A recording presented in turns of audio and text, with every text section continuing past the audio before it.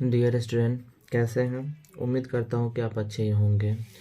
तो आज मैं बता रहा हूं, त्रिभुज के बारे में बता रहे थे, तो आज हम उससे आगे बता रहे हैं भुजाओं के आधार पर त्रिभुजों का प्रकार।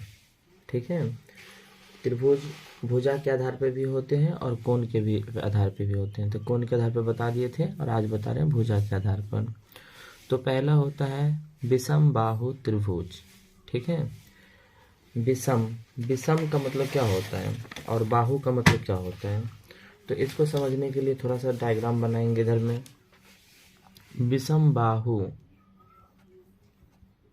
विषम प्लस बाहु और प्लस त्रिभुज। ठीक है, विषम मतलब होता है एक जैसा नहीं। ठीक है, एक जैसा नहीं। बाहु का मतलब होता है भुजा और त्रिभुज का मतलब होता है त्रिभुज।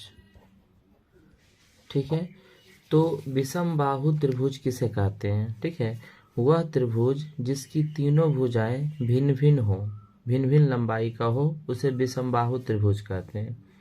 ठीक है, थोड़ा सा समझ लेते हैं डायग्राम। जैसे कि यहाँ पे डायग्राम है ए बी सी। ठीक है, इसकी ये जो ए बी भुजा है ये 3 है, बी सी भुजा है ये 5 है और ए सी भुजा है 4। तो इसकी तीनों भुजाएं भिन्न भिन्न है, यानी अलग अलग है, तो ये विषमबाहु त्रिभुज हो गया। ठीक है, नेक्स्ट चलते हैं।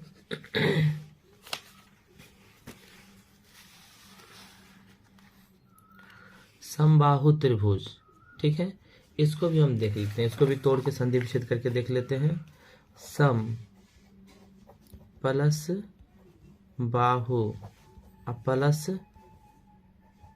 त्रिभुज। ठीक है, सम का मतलब होता है बराबर। ठीक है, और बाहु मतलब ऊपर तो लिख दिए, बाहु मतलब होता है भुजा और त्रिभुज का मतलब होता है त्रिभुज। ठीक है, तो इसका परिभाषा होता है कि वह त्रिभुज जिसकी दो भुजाएं आपस में बराबर हों तथा एक भुजा बराबर नहीं हो उसे समबाहु त्रिभुज कहते हैं। ठीक है, जैसे कि यहाँ पर एक त्रिभुज है पी क्यू आर, इसमें दो भुजा यानी कि पी क्यू और पी आर ये दोनों आपस में बराबर हैं, लेकिन ये क्यू आर है ये बराबर नहीं है। तो इसका परिभाषा ये होता है कि जिस त्रिभुज की दो भुजाएं बराबर हों और एक भुजा बराबर नहीं हो वो समद्विबाहु त्रिभुज कहलाता है। ठीक है, इसका अगला चलते हैं। समबाहु त्रिभुज। ठीक है, इसका भी हम परिभाषा देख लेते हैं। समद्विबाहु हो गया, समबाहु। ठीक है, वो था समद्विबाहु। ठीक है, समबाहु, समबाहु मतलब क्या होता है? जिस त्रिभुज की तीनों भुजाएं आपस में बराबर हो। ठीक है, जिस त्रिभुज की तीनों भुजाएं आपस में बराबर हो उससे समबाहु त्रिभुज कहते हैं। जैसे कि यहाँ पे ए बी सी ये मेरा एक त्रिभुज है जिसकी ए बी सी और ए सी इसकी तीनों भुजाएं आपस में बराबर है, तो ये हो गया मेरा समबाहु त्रिभुज। ठीक है, अब इसके आगे चलते हैं। इसके आगे है त्रिभुजों का परिमाप। ठीक है, सबसे पहले जानेंगे कि परिमाप क्या होते हैं। ठीक है, जैसे लिखा हुआ त्रिभुजों का परिमाप, तो परिमाप का मतलब क्या होता है? लंबाई। ठीक है, जैसे कि मान लेते हैं ये मेरा त्रिभुज है, ये त्रिभुज है, तो इसका परिमाप क्या होगा? तो यहाँ से यहाँ तक, ठीक है, यहाँ से यहाँ तक, यहाँ से यहाँ तक और यहाँ से यहाँ तक की दूरी, यानी पूरे दूरी जो होते हैं उसी को बोलते हैं परिमाप। माप मतलब होता है लंबाई और परि मतलब होता है ये सब मिला के। ठीक है, परिमाप। तो यहाँ पे अभी मेरा यहाँ पे त्रिभुज का परिमाप का डेफिनेशन है, त्रिभुज के तीनों भुजाओं की लंबाई का योग त्रिभुज का परिमाप कहलाता है। अगर किसी त्रिभुज का हम परिमाप निकालेंगे तो उसकी तीनों भुजा की लंबाई को जोड़ेंगे, जैसे A B plus B C plus C A. Diagram में देख लेते हैं। जैसे कि मान लेते हैं ये मेरा ए, ये बी और ये सी, इसका परिमाप निकालेंगे। मान लेते हैं ये भुजा मेरा 5 है, ये भुजा मेरा 4 है और ये भुजा मेरा 6 है। तो इसका परिमाप निकालेंगे तो तीनों भुजा के जोड़ेंगे तो ये 5, 6 5 11, 11 4 15, तो इसका परिमाप 15 हो गया। ठीक है, अब अगला चलते हैं, त्रिभुज से संबंधित कुछ परिभाषिक शब्द। ठीक है, शीर्ष लंब। अभी हम देखेंगे कि त्रिभुज में ये सब क्या होते हैं। ठीक है, शीर्ष लंब इसको बोलते हैं अल्टीट्यूड। त्रिभुज के किसी शीर्ष से सम्मुख भुजा पर डाला गया लंब त्रिभुज का शीर्ष लंब कहलाता है। जिसे भुजा पर लंब डाला जाता है उसे आधार कहते हैं। जिस भुजा पर लंब डाला जाता है उसको आधार बोलते हैं। ठीक है, डायग्राम में समझेंगे। जैसे कि यहाँ पे मेरा ABC DEF, ठीक है, ये ABC ये मेरा एक त्रिभुज हुआ और इस पर ये जो AD है ना, AD ये इस पर लंब है। ठीक है, उसी प्रकार ABC ये त्रिभुज हुआ और इस पर BF जो है ना, इस पर ये लंब है। किस पर? AC भुजा पर। उसी प्रकार से AB भुजा ये है तो इस पर क्या है मेरा CE ये मेरा लंब है। ठीक है, और जिस भुजा पर लंब होती है उसको आधार बोलते हैं। जैसे कि यहाँ पे ये जो BC है वो आधार कहला रहा है AD लंब हुआ और BC आधार हुआ। ठीक है, उसी प्रकार से ये AB है इसका लंब हो गया CE और ये AC है इसका लंब हो गया PF। ठीक है, लंब थोड़ा सा समझ लेते हैं डायग्राम में। जैसे कि ये मेरा रेखा है, ये रेखा, और इस पर ये ऐसे जो रेखा होते हैं ये लंब कहलाते हैं। ठीक है, इस त्रिभुज में भी ये रेखा है और इस पर ये ऐसे डाला हुआ है तो ये मेरा लंब रेखा हुआ। ठीक है, आगे चलते हैं।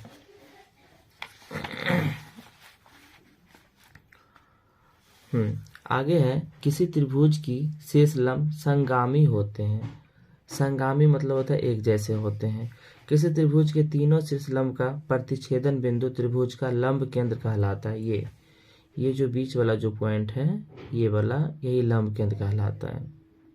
ठीक है, मध्यिका त्रिभुज की किसी भुजा के मध्य बिंदु के सम्मुख शीर्ष से जोड़ने वाले रेखाखंड को त्रिभुज की मध्यिका कहते हैं। त्रिभुज की मध्यिका एक बार और देख लेते हैं। त्रिभुज की किसी भुजा के मध्य, मान लेते हैं ये मेरा त्रिभुज है, इसके किसी भुजा के मध्य, ये मेरा मध्य हुआ। ठीक है, बिंदु के सम्मुख जोड़ने वाले रेखाखंड त्रिभुज का मध्यिका। तो ये जो मेरा रेखा है ना, ये इसकी त्रिभुज की, इसको मध्यिका भी बोलते हैं। ठीक है, ये रेखा मध्यिका कहलाई, फिर ये रेखा मध्यिका कहलाई और ये रेखा इसकी मध्यिका कहलाई। ठीक है, चलते हैं नेक्स्ट, आगे बढ़ते हैं।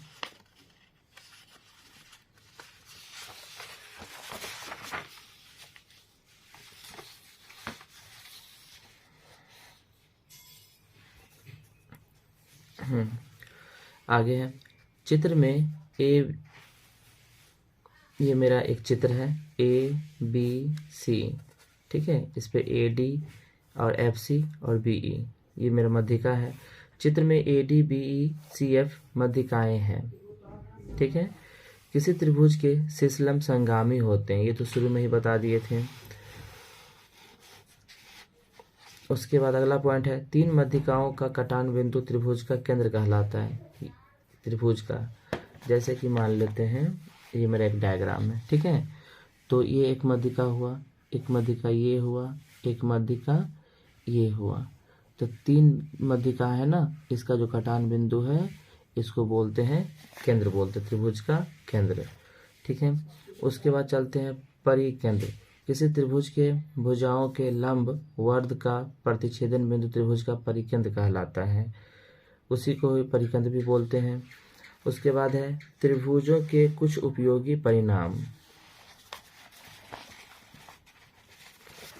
त्रिभुजों के कुछ उपयोगी परिणाम है।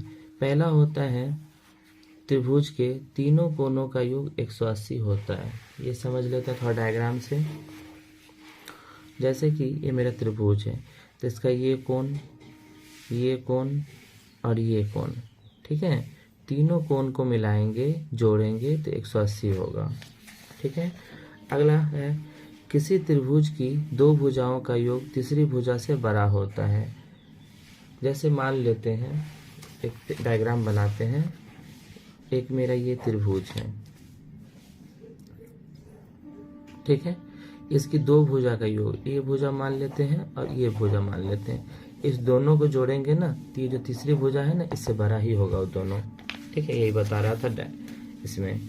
उसके बाद है समबाहु त्रिभुज के प्रत्येक कोण का मान 60 डिग्री होता है। जैसा कि अभी इस डायग्राम में है, ये मेरा त्रिभुज समबाहु है क्योंकि इसकी तीनों भुजाएं बराबर है, ठीक है। तो इसका जो प्रत्येक कोण है, ये कोण, ये कोण है, ये 60 डिग्री के ही होंगे, ठीक है। नेक्स्ट, समबाहु त्रिभुज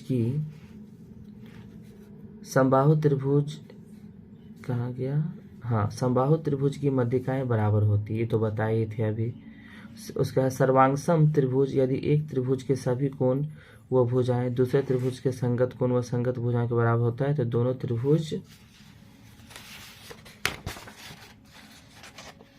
त्रिभुज सर्वांगसम होते हैं, ठीक है। जैसे कि थोड़ा सा एक बार और बता देते हैं, जैसे कि डायग्राम बनाते हैं।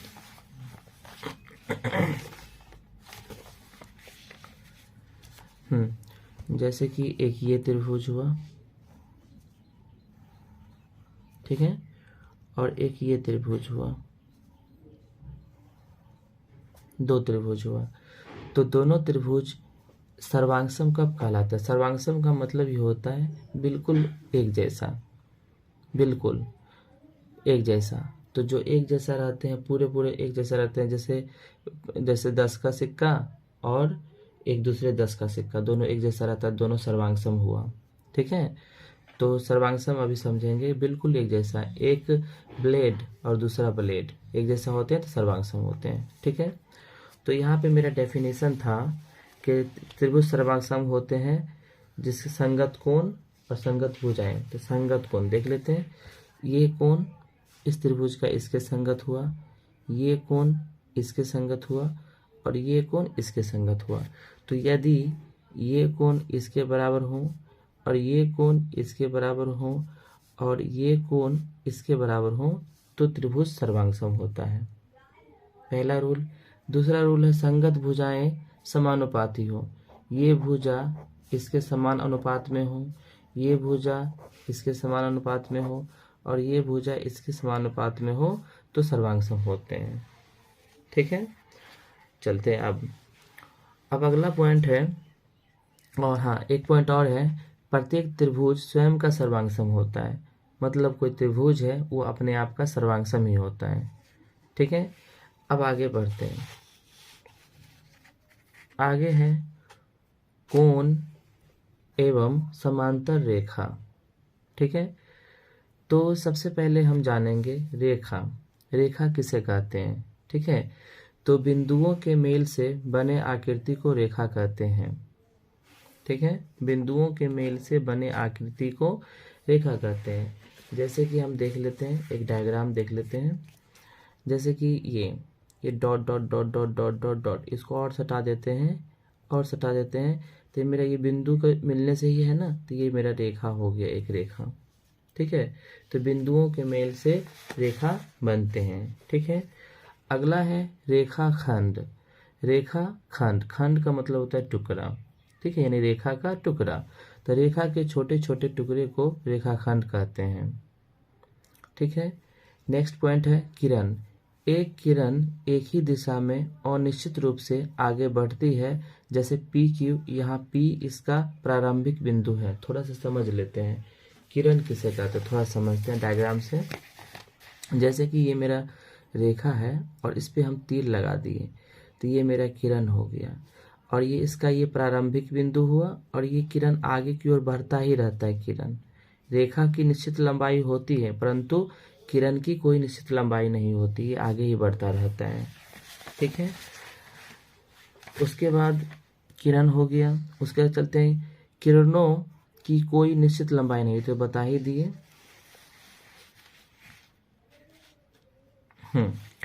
आगे है रेखा अनंत बिंदु के समूह होते हैं, यानी कोई जो रेखा होते हैं वो बहुत सारे बिंदुओं के मेल से बने होते हैं। रेखा दो प्रकार के होते हैं, एक होता है सरल रेखा और एक होता है वक्र रेखा। सरल रेखा का परिभाषा होता है सीधी खींची गई रेखा को सरल रेखा कहते हैं। ठीक है, जैसे कि ये रेखा मेरा पी क्यू, ये बिल्कुल सीधा खींचा गया है ना, तो ये मेरा हुआ सरल रेखा। ठीक है, उसके बाद आता है वक्र रेखा। इसका होता है टेढ़ी मेढ़ी खींची गई रेखा को वक्र रेखा कहते हैं। ठीक है, उसके आगे बढ़ते हैं। उसके बाद होता है समांतर रेखा। ठीक है, समांतर रेखा थोड़ा सा ये समझ लेते हैं डायग्राम से। समांतर, थोड़ा सा संधि विच्छेद करते हैं, समान प्लस अंतर, यानी कि समान जो अंतर होता है उसी को बोलते हैं समांतर। ठीक है, तो दो रेखा, जैसे ये रेखा और ये रेखा, तो इस दोनों के बीच की दूरी समान है ना, समान है, तो ये समांतर रेखा हुआ। ठीक है, थोड़ा परिभाषा देख लेते हैं। यदि दो रेखा के बीच की दूरी प्रत्येक स्थान पर समान हो तो वह समांतर रेखा कहलाती है। ठीक है, उसके बाद चलते हैं नेक्स्ट, प्रतिच्छेदी रेखा। ठीक है, इसको इंग्लिश में बोलते हैं इंटरसेक्टिंग लाइंस। वैसा दो रेखा जो एक दूसरे को किसी बिंदु पर प्रतिच्छेद करता है प्रतिच्छेदी रेखा कहलाता है। थोड़ा सा इसको भी डायग्राम से समझ लेते हैं प्रतिच्छेदी रेखा का। जैसे कि एक इधर से ये रेखा हुआ और ये रेखा हुआ, तो एक दूसरे को ये प्रतिच्छेद कर रही है, तो इसको बोलते हैं प्रतिच्छेदी रेखा। और जहाँ पर ये प्रतिच्छेद कर रही है उसको बोलते हैं प्रतिच्छेदन बिंदु बोलते हैं। ठीक है, तो प्रतिच्छेदी रेखा का हो गया कि वैसी दो रेखा जो एक दूसरे को किसी बिंदु पर प्रतिच्छेद करती है प्रतिच्छेदी रेखा कहलाती है। ठीक है, उसके बाद है अगला प्रतिच्छेदन बिंदु। जिस बिंदु पर वह रेखा एक दूसरे को प्रतिच्छेद करता है वह बिंदु प्रतिच्छेदन कहलाता है। अभी जस्ट हम बताए थे डायग्राम में कि मेरा ये मेरा रेखा है, ये प्रतिच्छेदी रेखा हुआ, और यहाँ पर ये प्रतिच्छेद कर रहा है, तो इस जो बिंदु है इसका नाम होता है प्रतिच्छेदन बिंदु। ठीक है, अगला चलते हैं, अगला पॉइंट, संगामी रेखा। तीन या तीन से अधिक रेखा जो एक ही बिंदु पर प्रतिच्छेद करती है संगामी रेखा कहलाती है। जैसे कि अभी यहाँ पे मेरा पी क्यू एक रेखा हुआ, ए बी दूसरी रेखा हुआ और आर एस तीसरी रेखा हुआ, तीनों एक बिंदु पर ही प्रतिच्छेद कर रही है, तो ये मेरा संगामी रेखा हुआ। ठीक है, अगला पॉइंट है कुछ कोणों से संबंधित परिमेय। ठीक है, तो डियर स्टूडेंट ये वीडियो बहुत लंबा हो रहा है और नेक्स्ट जो है कुछ कोण संबंधित परिमेय ये अगले वीडियो में हम लाएंगे। ठीक है, तब तक के लिए आप वीडियो को देखें, समझें और मैथ को अपना स्ट्रॉन्ग करें।